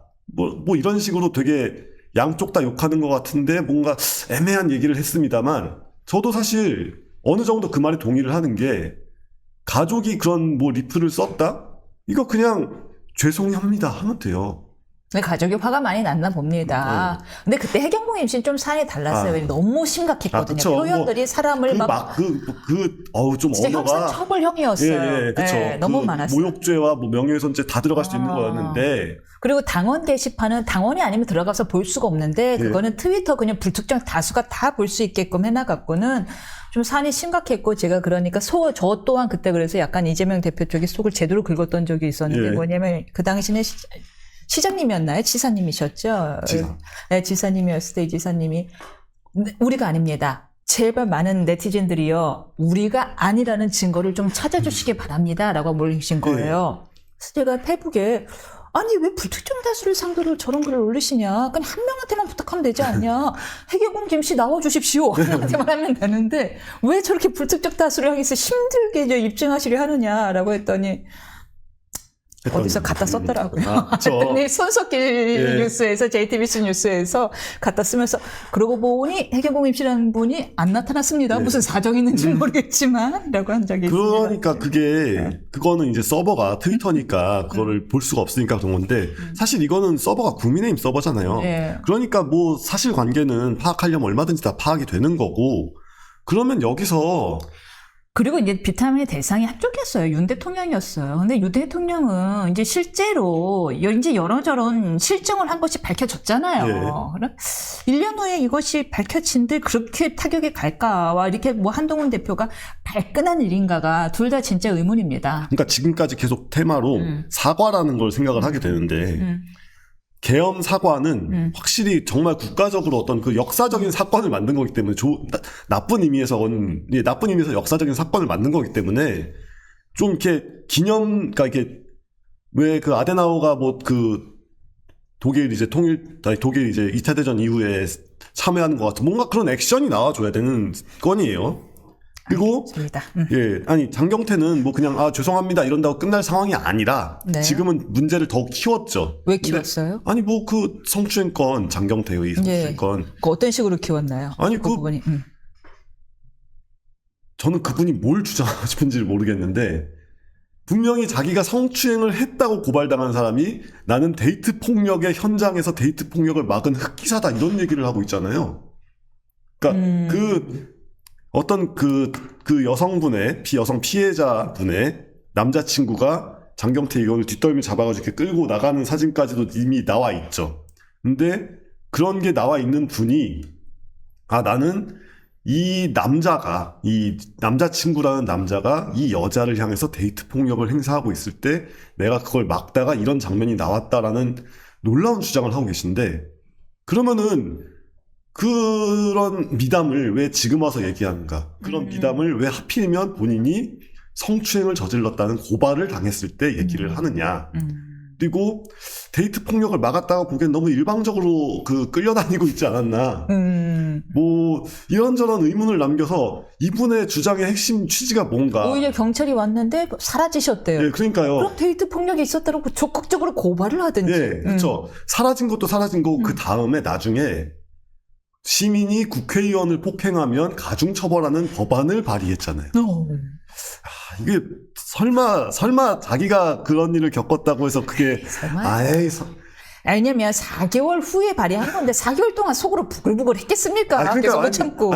아무리 쫌생이어도 4개월 동안 그런 거를 막 할 리가 없잖아요. 정신이 그쵸? 없는데 설마야. 네, 그렇죠. 그러니까 국정을 운영하나 바쁘신 분이 어떻게 4개월 동안 자기가 겪은 수모를 잊지 않고 그걸 법으로 만들려고 했을까요? 그렇죠? 그럼요. 안 그랬을 겁니다. 그러니까 그런 식으로 사실 성추행이라는 게 간단히 사과만 하고 끝날 일은 또 아닌 것 같지만 그래도 피해자랑 합의를 하면은 반의사 이제 뭐 이것저것 해가지고 아니요, 좀 성추행 이제 반의사 불법자. 그래요? 네. 반의사 불법자 아닐까요? 네. 아무튼 뭐 이게 그래도 최대한 처벌을 약하게 하고 예. 이게 속죄하는 모습도 보이고 뭐 이러면은 달라질 수 있잖아요. 근데 성추행은 없었다라고 주장은 하지요. 예, 그러니까 근데 처음부터 그냥 뭔가 불미스러운 일이 있었고 죄송합니다 뭐 이렇게 해서 잘 넘어갈 수도 있는 게다가 민주당은 좀 윤리 기준이 좀 특이하니까 어떻게 하죠? 뭐 그 당에서는 이렇게 뭘 가르쳐 주신다는 시장님도 있었고 아무튼 여러 가지 사례들이 있다 보니까 강하게 뭐라고 할 수가 없는 정당이잖아요. 게다가 그 당 분들이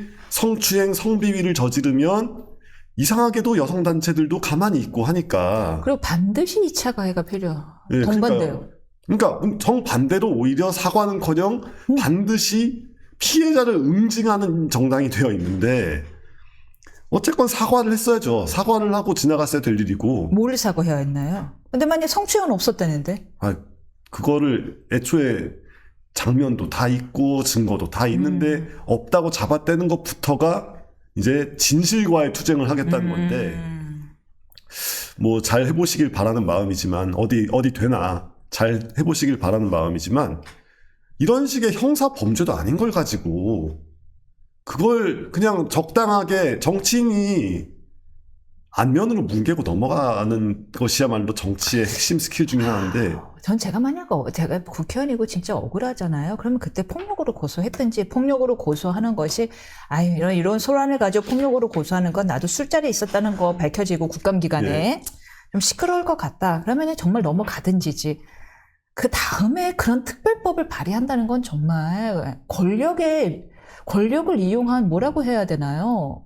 나는 이거 갑질인 거잖아요. 어떻게 그런 법을 발의해요? 그러니까 그런 식으로 응징을 해요? 그러니까 이제 우리가 성범죄, 성폭력 관련해가지고 정말 자주 하는 말 중에 하나가 성폭력의 문제는 성이 아니라 폭력이다. 이런 말을 많이 하잖아요. 그러니까 성은 매개체일 뿐이고 사실은 권력과 위계와 강압에 의한 폭력의 문제다.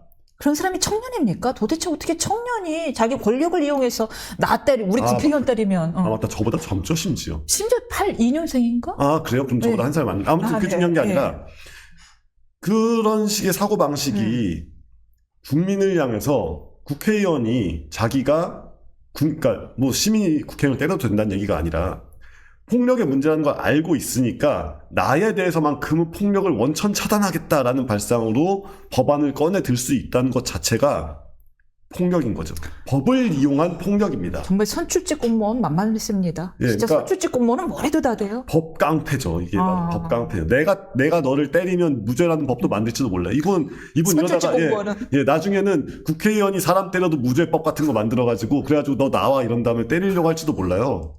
그러니까 이분들이 기본적으로 뭐가 자기네가 불리하다 싶으면은 적당히 으쌰으쌰 해가지고 법을 만들어가지고 밀어붙이겠다 이런 사고방식이 굉장히 만연해 있는데 우리는 아무리 대법관을 모욕하고 뭐하고 해도 되는 거고 니들 검사는 집단 퇴적하면 법관 못 어긴 거고 자기들은 모든 게 예외예요. 그러니까 애초에 아무런 기준도 없고 그냥 우리가 숫자가 많다 이거 하나만으로 밀어붙이고 있는 분들인데 그런 분들에게 누차 강조하지만 유권자 스스로가 이제는 안 되겠다라는 의식을 품으실 때가 됐어요. 누구라도 장경태 의원으로부터 장경태 의원으로부터 정당방위 당한 남자친구가 될 수 있다. 그래서 저는 그 여자친구 그럼 피해자 얘기까지는 하고 싶지 않고요. 근데 그러면 뭐 합니까? 그러면 누구 뽑을 건데요? 그러니까 국민의힘 뭐 하고 있는데 누구 뽑을 건데요? 그렇죠. 그렇다고 해서 이제 그냥 결국 투표 포기자 나오는 거죠, 대부분이. 그렇다고 국민들이 황투게도 해줄 수 없다는 사실을 좀 인지를 해야 반토막 나 있는 정당 지지율을 회복하고 자시고가 가능해지고 그래야 대선 주자급으로 그러니까 이 당에서 있는 사람 중에 누가 대선 주자급이 보인다 있어야 대항마가 있어야 대통령 지지율이 빠지는 거고 대통령 지지율이 지금처럼 60에서 막 50선이다. 이러면 지방선거 해보나 마나거든요, 사실. 좀 대항마가 있습니까? 없죠. 없다? 예. 답답한 정치 그만하고 환율 얘기 한번 넘어가 버릴까요? 원달러 환율이 1,450원대가 뭡니까? 70원 왔다 갔다 난리가 났습니다. 그러자 금융당국자들이 이거 왜냐? 자꾸만 서학개미들이 미국 주식을 사서 그래. 달러가 필요해서 그런 거야. 자, 이게 서학개미 탓으로 돌렸다는 것 때문에 지금 서학개미들 또 부글부글하다고요. 그러니까요. 아니, 게다가 해외 투자의 이유를 쿨함을 쫓는 유행이다. 뭐 이런 식으로. 뭐라고요? 아니, 그러니까 이창용 총재가 하는 총재가 왜 서학개미들이 투자를 하냐 뭐 이렇게 얘기를 하니까 쿨해 보여서라고 자기 직원 중에 누가 대답했다라는 거예요. 뭐 뚜껑 여는 차 모는 것 같은 허세로 보고 있는 그러니까요. 거예요 지금? 예. 아니죠. 그냥 국장은 주가가 안 오르고 미장은 주가가 여태까지 잘 올라왔기 때문에 투자를 하는 거지. 왜 이러셨대요? 이종환 하는 총장 그동안 합리적인 얘기 많이 그러니까요. 했는데. 저는 굉장히 경제학자로서 되게 좋아하는 네. 분이었는데 이분이 점점 더 이상한 말씀을 하고 계셔가지고 예. 그러니까 내 생각은 아니고 내 부하 직원 젊은 직원 중에 누가 이렇게 말했다라고 그게 얘기를 자기 하지만 생각이죠. 직접 인용이. 애초에 쿨함이라는 말을 하는 것 자체가 굉장히 영포티 감성의 핵심이잖아요. 난 달라, 난 쿨해. 그러니까 온 세상이 영포티로 보인다는 얘기예요 지금. 아니거든요. 허세라는 거잖아. 네, 허세 그러니까요. 속대. 근데 이러니까 진짜 문제가 뭐냐. 이런 식으로 해외 주식 투자하는 거를 죄악으로 몰아간 다음에 여기다가 중과세를 때려가지고 막겠다 뭐 이런 식의 논의가 슬쩍 나왔다가 정말 들어갔죠.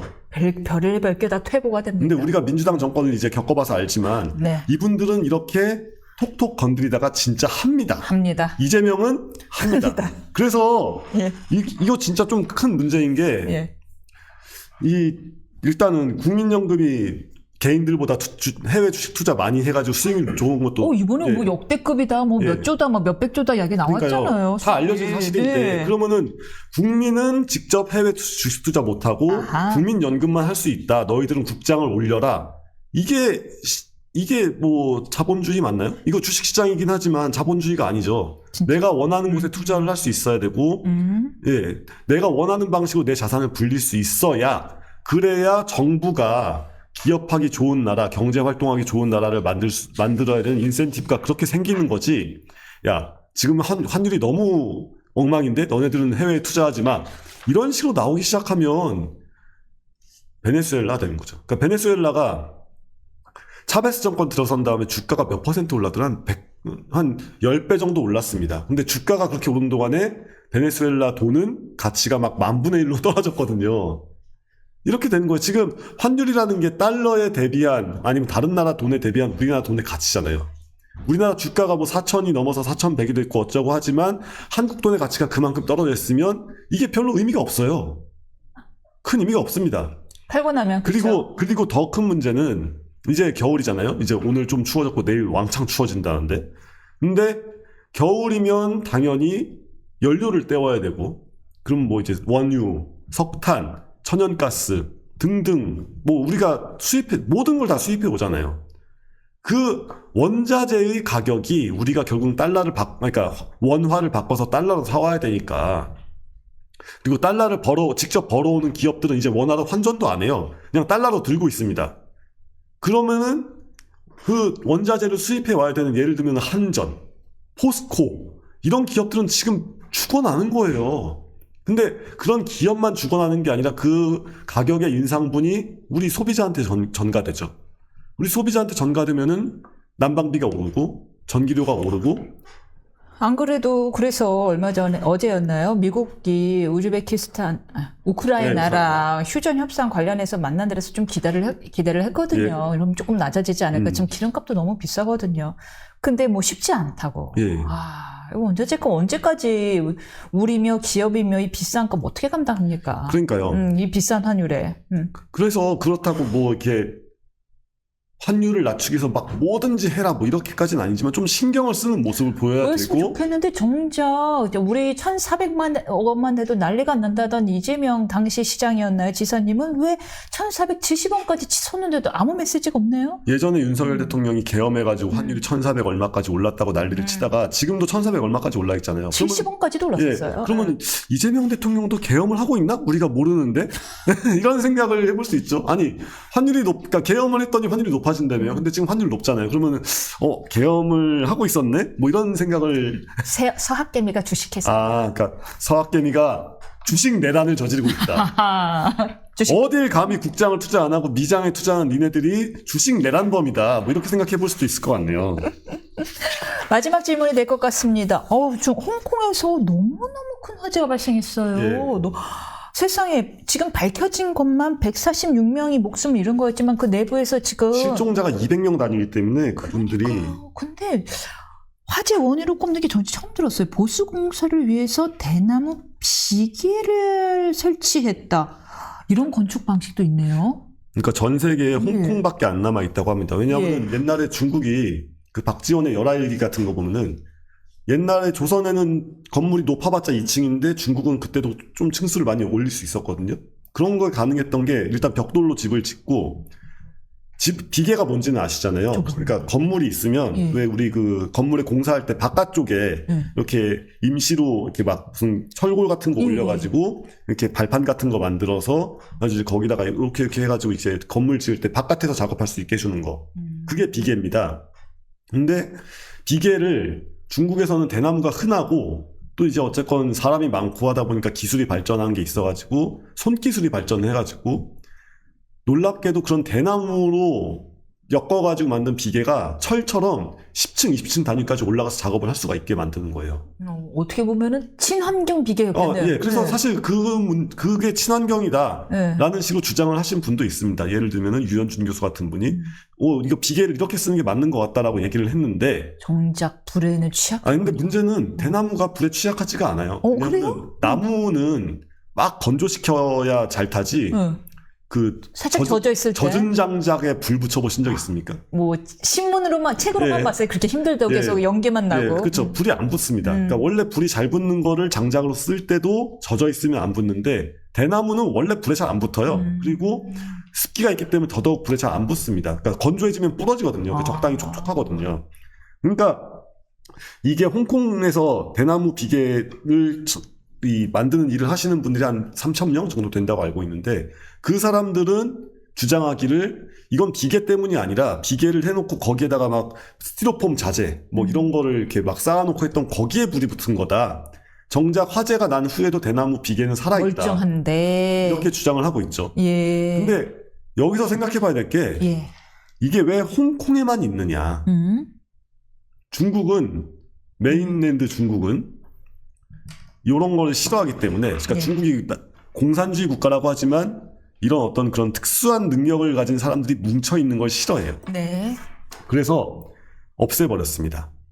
법적으로 금지했어요. 근데 홍콩은 지금은 뭐 중국의 일부가 돼 있지만 홍콩의 정체성이 있거든요. 정체성과 자부심이 있기 때문에 우리는 이 좁은 땅에도 대나무 비계라는 특수한 기술을 이용해서 건물을 올리고 수리할 수 있는 그런 역량을 가졌다라는 게 자부심의 일부였습니다. 이게. 그러다 보니까 문제가 더욱 복잡하게 돼 있고 특히 이제 그러다 보니까 홍콩 독립을 주장한 쪽에서는 이거 중국 애들이 중국산 자재, 중국산 중국인 인부들의 문제를 대나무 비계에다가 갖다 붙여가지고 이게 우리의 자부심을 빼앗으려고 하는 거 아니냐라는 식의 비판도 나오고 있다. 알겠습니다. 이게 뭐 설명을 잘 해주셨어요. 이제 알아들었겠어요. 아시바. 아시바. 아시바. 저 옛날에 이제 영국 동아리 할 때 이제 아시바 싸우려서 무대 설치하고 있는데 알겠습니다. 그 시청자분 감사합니다. 아시바. 그리고 엄영경님이 말씀해 주셨네요. 노정택님 팬입니다. 감사합니다. 네, 여기까지 듣겠습니다. 네, 감사합니다. 감사합니다.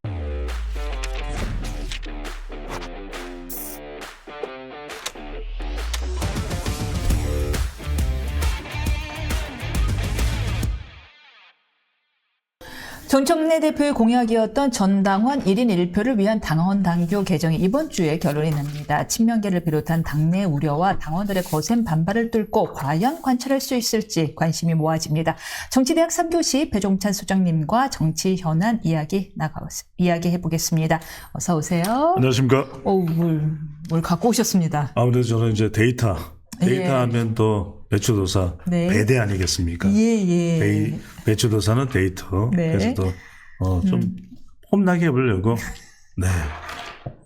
아하, 뭐 야동을 보고 있는 건 아니고요. 그렇죠. 부적절한 표현을. 부적절합니다. 저는 상상도 못했습니다. 오로지 연구, 정치대학. 많은 생각하는데. 네, 대의원 권리당원 1인 1표제 도입을 위한 당원 당규 개정 안건이 오는 5일에 민주당 중앙위에서 다뤄질 예정입니다.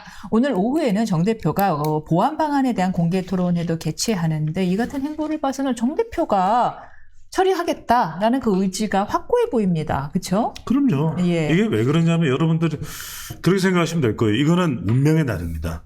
이 1인 1표제를 관철하느냐에 따라서 이른바 친정체제, 정청래의 운명이 결정됩니다. 심지어는 옆에서 도와주는 뭐 김어준이나 이른바 정청래 라인의 이 운명까지도 결정될 수밖에 없거든요. 이 통과를 사력을 다해서 할 수밖에 없어요. 그래야만 말 그대로 대권 도전을 할 수가 있다. 그래야 일단 지방선거를 이 친청체제로 쫙 깔아놔야 그걸 이미 학습을 했잖아요. 학습 효과. 이재명 대통령이 친명행제, 비명행상. 소리 났었잖아요. 그걸 통해서 정권을 잡는 모습을 봤거든요. 그러니까 나도 그렇게 하겠다. 그래서 지방선거 일단 깔아놓고 그 다음에 이 권리당원을 1인 1표로 강화했으니까 친청체제. 그럼 이제 악소리도 안 나겠네요. 내년 전당대회에서 이제 또 한 번 당대표가 되는 거죠. 그게 그대로 이재명의 길을 따라가는 겁니다. 그런 다음에 2028년 국회의원 공천권을 꽉 쥐는 거죠. 그러면 확 쥐면 어떻게 되나요? 확 쥐면 이제는 정청래 쪽으로 줄을 서게 될 가능성이 높아지는 거죠. 그걸 노리는 거죠. 그런데 이렇게 그냥 마냥 가도록 놔둘까 싶은 생각이 들긴 해요. 왜냐하면 그쵸. 최근에는 장외 집회까지도 하죠. 지금 이거 반대하는 거죠. 좀 깜짝 놀랐어요. 저는 그래서 반대 한다고 그래가지고 그게 장동혁 대표가 장외투쟁, 장외집회 그건가 했어요. 근데 지금 민주당에서 아시잖아요. 당혹스럽더라고요. 그러니까요. 저도 너무 당혹스럽더라고요. 이게 지금 안 된다. 지금 저지한다. 더민주혁신회의도 있고 지금 이현주 최고위원도 지금 출마하려다가 도로. 근데 장외 집회 한다는 것 자체가 그렇죠. 말이 안 되죠. 한다는 것 자체가 그것도 당내 말해서 문제로. 안 통한다는 얘기잖아요. 그러니까요.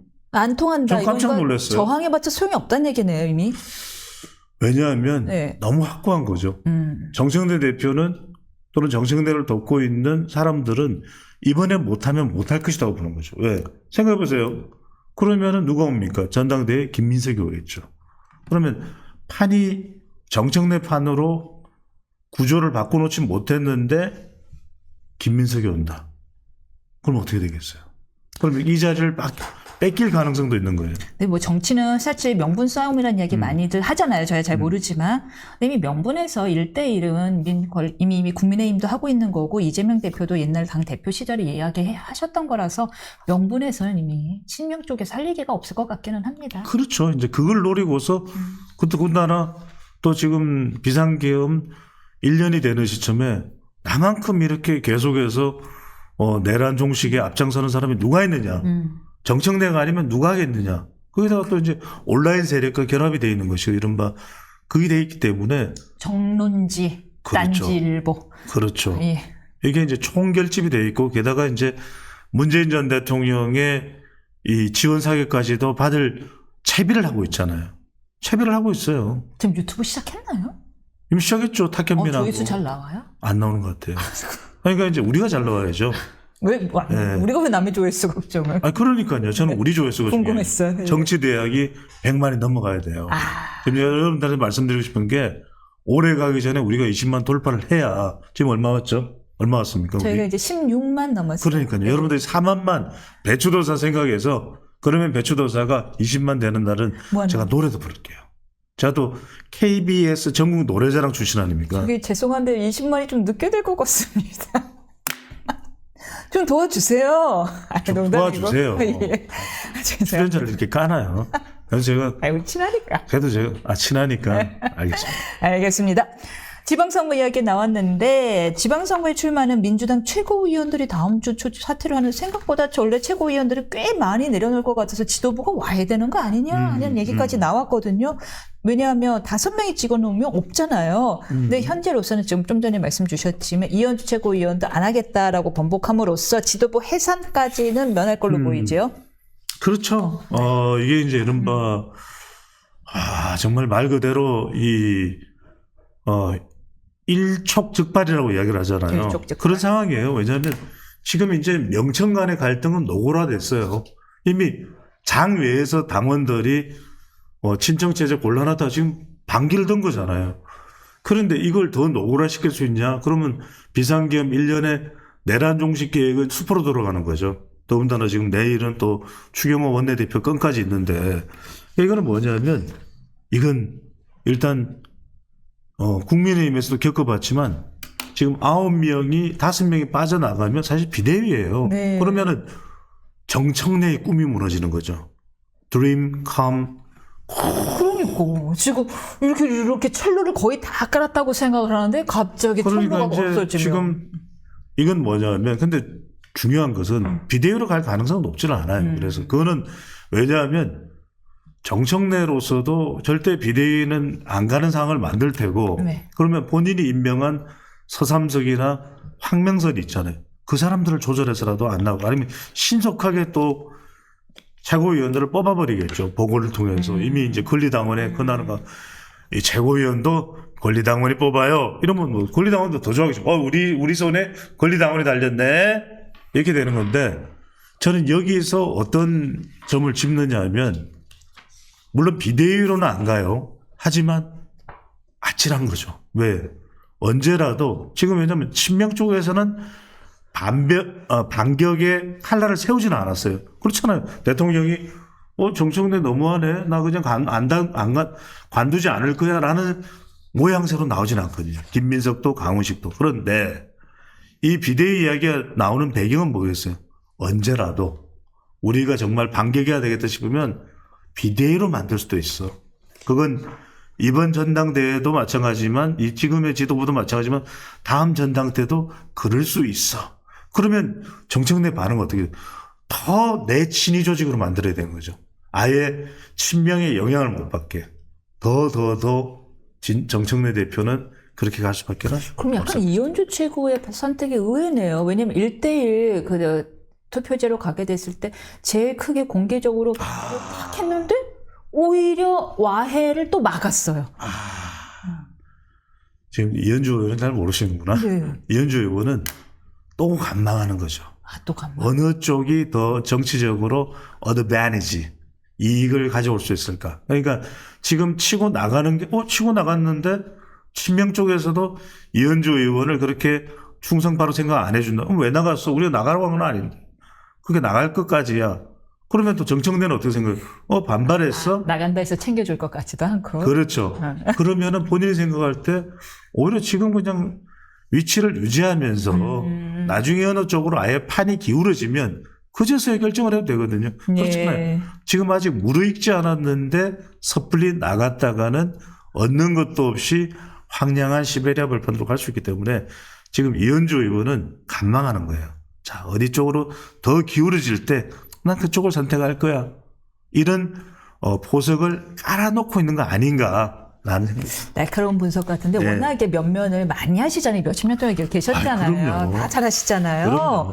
그렇다면은 지금 민주당 소속 서울시장 후보만 해도 거의 10명 가까이 되거든요. 이미 공식 선언한 박홍근 의원을 비롯해서 전현희, 서영교, 박주민, 김영배, 고민정, 박용진, 홍익표, 정원호 성동구청장 등이 후보군으로 꼽히는데 네네. 토너먼트식 조별 경선을 도입키로 했다죠.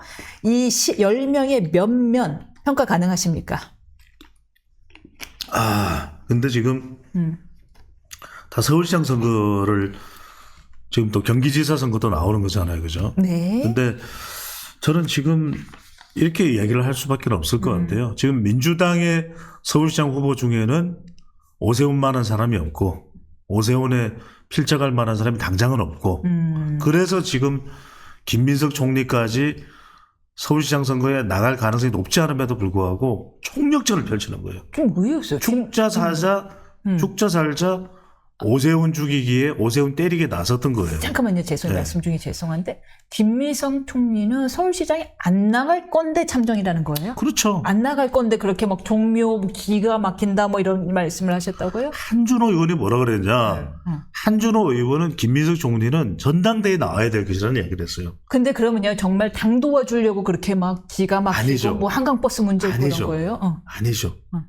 그러다 보니까 대선 후보 조사에서 누가 제일 높게 나와요? 김민석이죠.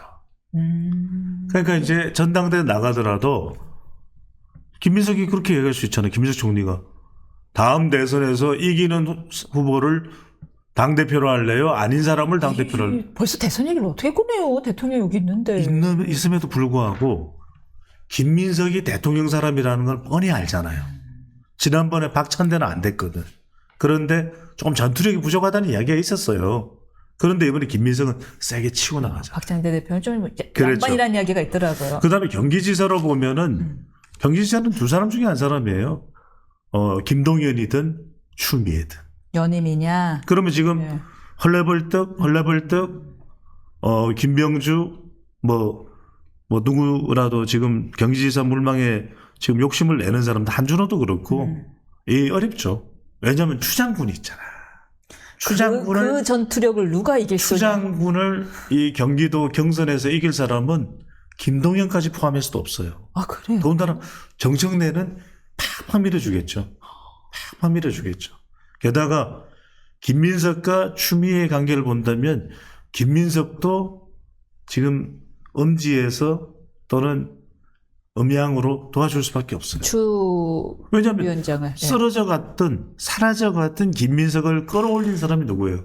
추장군이죠. 그래요? 아 모르시는구나. 이게 몰라. 얘기 좀 해주세요. 추장군이 끌어올려서 민주연구원장을 시켰잖아요. 그랬군요. 그때까지도 아직 DJ 이 경영론에서 빠져나오지 못하던 사람을 추장군이 이재명으로 가라. 저는 그렇게 해석을 하고 있어요. 예. 그래서 지지난 전당대회 바로 예. 이제 이재명 대표가 두 번째 전당대회를 될 때 어떤 일이 벌어집니까? 나는 이재명 대표 대통령 만들기 본부장입니다. 하고 나온 사람이 김민석이에요. 근데 그와는 다르게 분위기를 잡다가 된통 이 자빠진 양반이 정봉주예요. 그런데 그때도 이 쫙 하고 전당대회에서 올라오지 않던 것을 누가 등장합니까? 이재명 당시 대표 후보의 한마디죠. 이상합니다. 왜 안 올라오죠? 이상해도 많이 이상한 거 아닐까요? 이해가 안 올라오죠? 그러니까 순식간에 빵! 하고 터져버렸거든요. 예. 저는 그 김민석을 그 직전까지 끌어올린 사람이 추장군이에요. 그러니까 지금 추장군은 그럼 경기지사는 추미애 위원장이 가장 그렇죠. 유력하다. 그러니까 추장군은 법사위원장 다음 행보는 경기지사. 이 소식을 누가 제일 좋아할지 보이네요. 그렇죠. 나경원 의원. 아이고 안 보이겠네. 법사위원장. 나 좀 이제 그만 괴롭히겠네. 이제는 나경원 간사장이 되겠죠. 아, 근데 생각해보니까 나경원 의원도 서울시장을 준비하고 있는 거 아니에요? 그렇죠. 이제 그게 이제 이른바 나오는 당헌 당규 이 당칠로 된 배경으로 이제 의식들을 하고 있는데, 근데 나경원 의원이 또 한마디를 던졌잖아요. 난 내가 만약에 나가게 된다면 서울시장 경선만큼은 본인이 또 지방선거 총괄기획 단장이잖아요. 기존 룰대로 하겠다. 그게 뭐 선택 가능한 거예요, 후보들이? 뭐 가능하죠. 그래요? 네. 왜냐하면 본인도 의심받기 싫다는 거예요. 나경원 의원도. 근데 나간다는 얘기네요, 결국. 나갈 생각은 있는 것 같아요. 왜냐하면은 지금 안 나가면 그 다음번에 서울시장 선거 몇 년을 기다려야 돼요. 그 마음속에 한이 있는 것 같더라고요. 한이 있죠. 약간 그때 오세훈 서울시장한테 내부 경선에서 밀린 게 명태균 씨의 조작된 여론조사 때문이었다라는 믿음이 있으시더라고요. 두 가지가 있어요. 예. 하나는 이제 지난번에 이제 2021년 서울시장 선거의 경우에 이게 10년 주기설인데, 네. 10년 주기설에서 2021년의 경우에는 이른바 여론조사 이 조작설 명태균이죠. 이걸로 인해서 내가 피해를 봤다 생각하시고, 나경원 의원이 처음 서울시장에 도전했던 것은 본선에 나왔던 것은 2011년이에요. 근데 그때 누굽니까? 2011년에는 바로 박근혜 대표 때예요. 맞아요. 나경원 의원이 서울시장 나갑니다. 그런데 정작 막 도와주진 않았어요. 안 도와줬다. 그때 그게 바로 이제 오세훈 시장이 갑자기 무상급식 때문이었네. 옷 벗을 때였나. 그 벗었죠. 그 벗고 난 이유인데. 그리고 나서 또 하나 이제 나경원 의원이 억울해하는 건 뭐냐면 바로 피부과. 자기는 아니다. 1억 피부과. 그 완전히 선전선동에 무너졌던 거 아니냐. 그 이야기를 하는 거죠. 네. 아무튼 간에 저번 선거 진정한 후보는 나였기 때문에 약간 그 한을 풀고 싶은 마음이 있어 결국 나오시긴 나올 것 같아요. 네. 지금 오세훈 서울시장은 명태균 건 때문에 조사를 받으셨죠? 뭐 취재된 내용이 있나요? 조사 이후에 어떻게 됐는지? 조사가? 그거는 뭐 뻔하면 안 하죠. 왜냐하면은 명태균은 계속 그 이야기를 하는 거예요. 두 가지예요. 하나, 자기가 여러 차례 여론조사 보고했다. 보고하지 않았냐. 보고했고 여러 번 만났다예요. 여러 번 만났고 여러 번 만났다. 이야기를 하는 거고 지금 그 다음에 또 첫 번째는 여론조사고 두 번째는 그 보상인 거죠. 그러니까 명태균이 하는 이야기는 여러 번 만났고 여러 차례 뭐 6번, 7번, 8번 이야기예요. 그 다음에 두 번째는 서울에 아파트 사준다고 그랬다. 이 이야기를 하는 거예요. 두 가지. 그런데 이제 오세훈 시장의 답변은 이거죠. 무슨 말입니까? 아무리 만나도 두 번을 만났습니다. 김한정 후원회장의 그 이야기는 뭔지 저도 모릅니다. 아파트요? 지금 아파트는 지금 이재명 정부를 이야기하세요. 지금 토지거래 허가구역제 폐지해야 됩니다. 이 이야기를 하는 거예요. 그러니까 완전히 상반되거든요. 그런데 지금 명태균 쪽은 김건희 특검과 관련돼 있잖아요. 그죠? 김건희 특검이 하는 이야기는 이 명태균과 김건희 여사 사이에 공천과 관련된 그 혐의예요. 그러면 문제는 이거예요. 지금 총공세를 펼치고 있는 민주당 오세훈 시장에 대해서 김민석 총리까지 정부까지 나섰죠. 그럼 여기에 또 영향을 받을 수밖에 없는 특검 법조인이잖아요. 기소할까요? 안 할까요? 기소해요. 그는 오세훈 시장도 감싸고 있더라. 오세훈 시장이랑은 팔 거다. 오세훈 시장이랑은 완전히 저는 이걸 이미 명태균 이름이 거론됐을 때부터 바로 이건 기소 전략이구나. 바로 파악을 했죠. 많은 사람들은 아니다. 그때 이야기를 하는 사람도 있고 오세훈 시장도 나를 기소를 못할 거다 했는데 그때 기소할 수밖에는 정치적으로 없을 것이다. 법적인 게 아니에요. 그래서 제가 전망을 했었죠. 예, 맞습니다. 참고로 잠깐 그 보상 얘기가 나왔을 때 아파트 얘기가 나왔을 때 그 오세훈 시장의 그 최측근에 있는 분들이 본인들끼리 이런 얘기 했다더라고요. 야, 아파트 주실 분이냐? 우리가 커피 한 잔 얻어 먹은 적 있냐? 네. 장경태 의원의 로제 아파트를 또 네. 착각을 해서 이렇게 아파트. 어머, 우리 20만 됐나요? 됐나요? 네네. 좀 해주세요. 지금 네. 왜냐하면 제가 요즘 고기를 먹어가지고 저기압이에요. 그래서 고기를 먹어야 고기압이 되는데 예, 우리 주최 측에서 아니 다이어트 하신다고 들어갔고 우리 장경태 의원의 성추행 의혹 마지막으로 한번 여쭤보도록 하겠습니다. 정청래 대표의 자타공인 최측근이잖아요. 민주당 서울시 당위원장이면 사실 굉장히 좋은 자리를 주신 거잖아요. 그리고 청년 정치인이자 집권당 실세위원이고 이선 의원인데 재선 의원인데 양측 주장이 극명하게 엇갈리고 있습니다. 파급력 어떻게 보십니까? 이건 이렇게 보셔야 돼요. 제가 분석을 할게요. 장경태 의원의 이 성추행이 핵심이 아니에요. 네. 핵심이 아니에요. 이거는 뭐냐면 친명 친청 간의 피바람이에요. 왜? 아니 권리당원 1인 1표 특위위원장이 누구예요? 장경태예요. 맞습니다. 그거예요. 다른 이유가 없어요. 그리고 서울시당 위원장이잖아요. 서울의 구청장, 강영의원, 기초의원, 그게 지금 예비경선은 권리당원이 100%라고 얘기를 하잖아요. 당헌 당규 바뀌면. 그걸 다 관리하는 사람이 누구냐? 서울시당 위원장이에요. 그리고 서울시라고 하는 이 지역의 장경태 대표의 최측근, 정청래 대표의 최측근 장경태예요. 그러니까 장경태의 성추행을 잘 보자고요. 이거 10월 23일 작년에 이 보좌진의 회식 모임에 늦게 참석한 장경태 의원이 약간 기울였다는 거 아니겠어요, 그죠? 그 여성 보좌지 쪽으로 지금까지 나온 설명은. 그런데 이제 그때가 이제 술에 취해 있는 상태이기 때문에 뭐 하실 말씀 있으세요? 아니 뭐 끝까지 듣고 네네네. 그래서 그 당시에 그것이 일종의 이 성추행이 아니었느냐. 뭐 다른 설명들도 있겠죠. 그걸 뭐 저희 일일이 다 할 이유는 없는 것이고 뒤늦게 참석한 이제 이 성추행을 당했다고 고소장을 낸 여성 보좌진의 이 남친이 와서 이른바 이 장경태 의원을 향해서 뭐 하고 있어? 뭐 하는 거야? 이렇게 되는 상황이 벌어졌다라는 거예요. 네. 근데 가만히 보세요. 제가 말씀드리는 건 뭐 성추행에서 그거는 다 기사 보시면 아는 건데 작년 10월 23일 날 있었던 일이 올해 11월 25일에 이게 불거진 거예요. 그리고 네.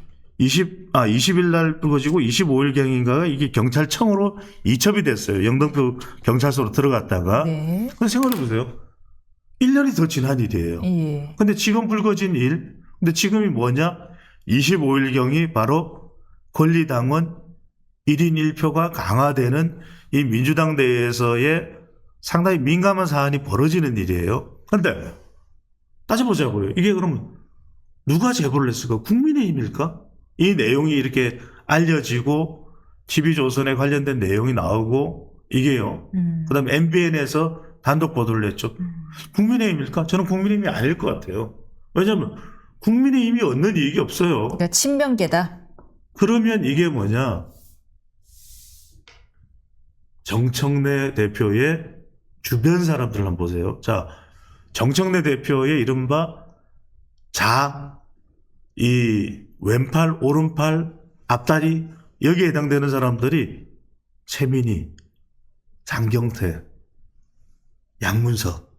잘 보세요. 최민희, 청첩장, 세 글자로 정리돼요. 장경태, 성추행, 양문석, 집 대출. 지금 거의 마비가 돼버렸어요. 자, 이런 시기에 바로 민감한 시기에 28일 날 그토록 방송미디어통신위원장이 최민희 위원장 원치 않았을까요? 김현우 의원 원치 않았을까요?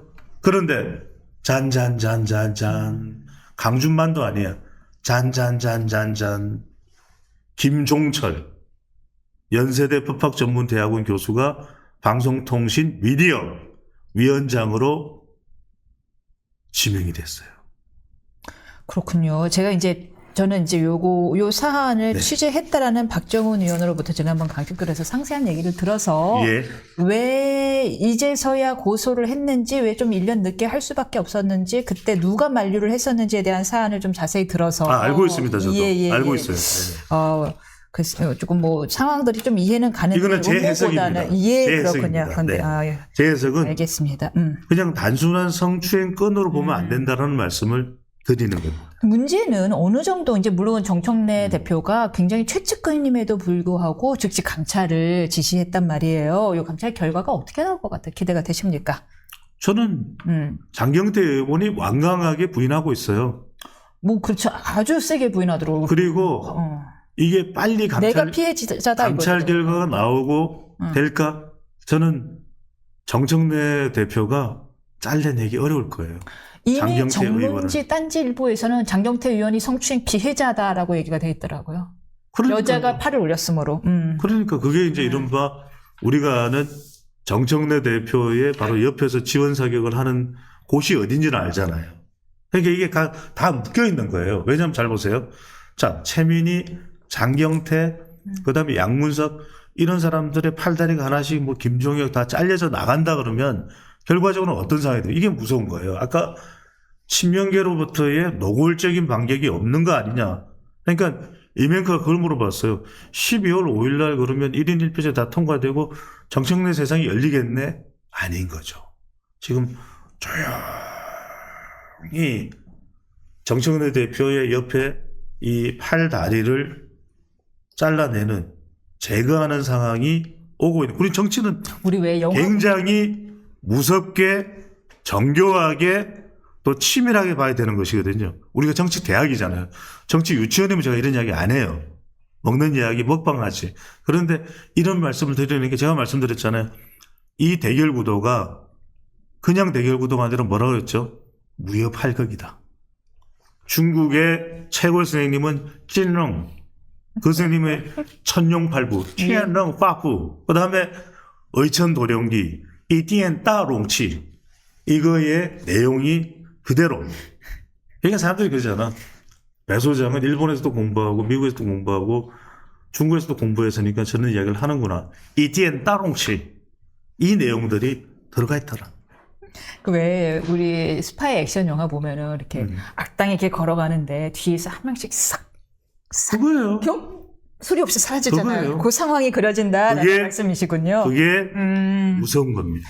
알겠습니다. 여기까지 듣겠습니다. 천룡팔부 이야기를 다 듣네요. 예, 잘 들었습니다. 고맙습니다.